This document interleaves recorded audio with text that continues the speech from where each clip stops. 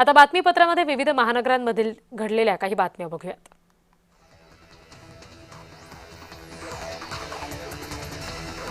रणवीर सिंह आणि दीपिका पडुकोन यांच्या घराची सुरक्षा वाढवण्यात आली आहे। बिश्नोई गँगने दिलेल्या धमकीनंतर सुरक्षा वाढवल्याची चर्चा आहे।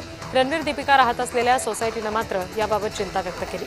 सोसायटीची पूर्वपरवानगी न घेता सशस्त्र सुरक्षारक्षक तैनात केल्याचा आरोप करण्यात आलाय।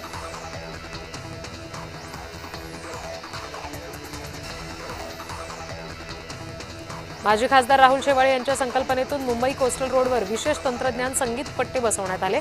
या संगीत पट्ट्यांवरून वाहन गेल्यानंतर जय हो हे गाणं ऐकू येणार आहे। हा जगातील अवघा 5वा आणि देशातील पहिलाच प्रयोग आहे।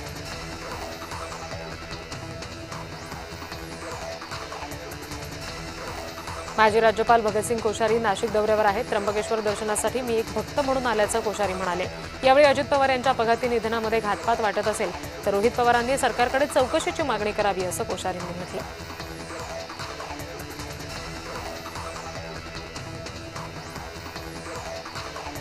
सीईटी सेलतर्फे घेतल्या जाणाऱ्या MCA आणि MHMCT या पदव्युत्तर अभ्यासक्रमांच्या सीईटी परीक्षेसाठी अर्ज करायला मुदतवाढ दिली गेली आहे। आता विद्यार्थ्यांना 18 फेब्रुवारीपर्यंत ऑनलाईन नोंदणी करता येणार आहे।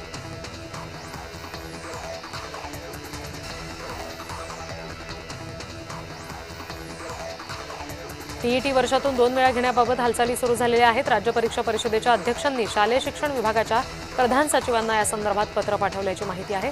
प्रस्ताव सर्वोच्च न्यायालयाने 1 सप्टेंबर 2025 नंतर देशभरात तसंच राज्यात शिक्षक पात्रता परीक्षा अनिवार्य केल्याचं आहे।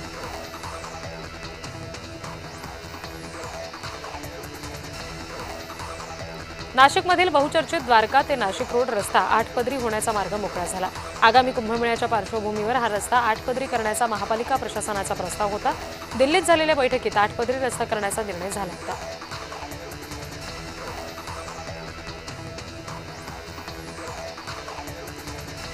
पिंपरी चिंचवड शहरामध्ये 3 लक्झरी बस जळून खाक झाल्या। ट्रान्सपोर्ट नगर इथे पार्किंगमधील 3 लक्झरी बसेसला आग लागली होती। आग कशामुळे लागली हे अजूनही स्पष्ट झालं नाहीये।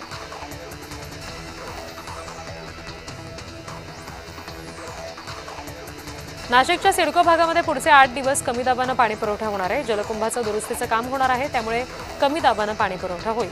हे काम जवळपास 7 ते 8 दिवस चालेल आणि त्यामुळे 24, 25 आणि 29 या प्रभागांमध्ये कमी दाबानं पाणी पुरवठा होणार आहे।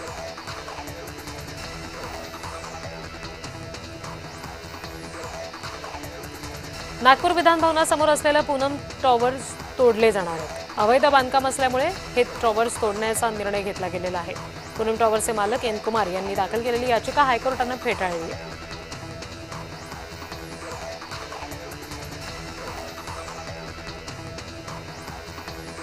राज्यातील 57 अपूर्ण सिंचन प्रकल्प मार्गी लागणार आहेत। नाबार्डकडून 15,000 कोटी रुपयांचं कर्ज घ्यायला मंत्रिमंडळाच्या बैठकीत मान्यता देण्यात आली।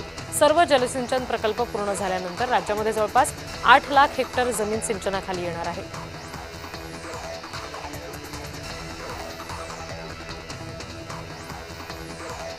नागपूर जिल्ह्यामध्ये व्यावसायिक गॅस सिलेंडरचा काळाबाजार उघड झाला।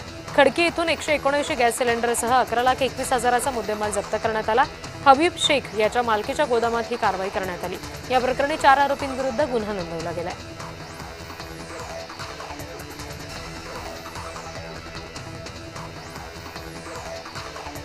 मुंबईहून सुरतकडे निघालेल्या हेलिकॉप्टरमध्ये तांत्रिक बिघाड झाला होता। पालघरच्या केळवे रोड परिसरामध्ये हेलिकॉप्टरची इमर्जन्सी लँडिंग करण्यात आली। पायलटच्या प्रसंगावधानामुळे हेलिकॉप्टरमधील 4ही जण सुखरूप आहेत। दुरुस्तीनंतर हेलिकॉप्टर पुन्हा एकदा मुंबईच्या दिशेने रवाना करण्यात आलं।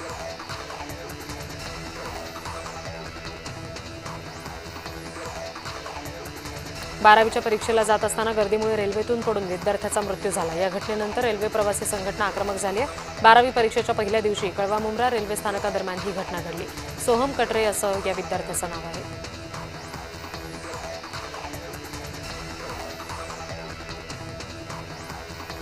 भिवंडी महापालिकेनं अतिक्रमणावर कारवाई केली। रमजान ईदच्या पार्श्वभूमीवर पालिकेनं प्रभाग क्रमांक 5 मध्ये कारवाई केलेली आहे। जेसीबीच्या साहाय्यानं हातगाड्या उद्ध्वस्त करत अतिक्रमणं हटवण्यात आली।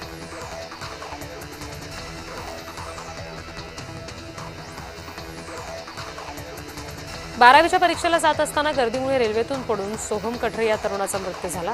कळवा मुंब्रा रेल्वे स्थानकादरम्यान डोंबिवलीतील सोहमचा मृत्यू झाला। सोहमच्या मृत्यूनंतर रेल्वे प्रवासी संघटना आक्रमक झाल्या।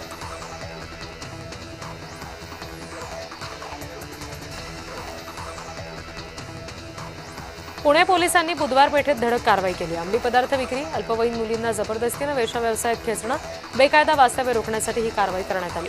50 पेक्षा अधिक घरांची पोलिसांनी तपासणी आणि झाडाझडती केली। कुंटणखान्यांमध्ये महिला पोलिसांकडून सखोल चौकशी करण्यात आली।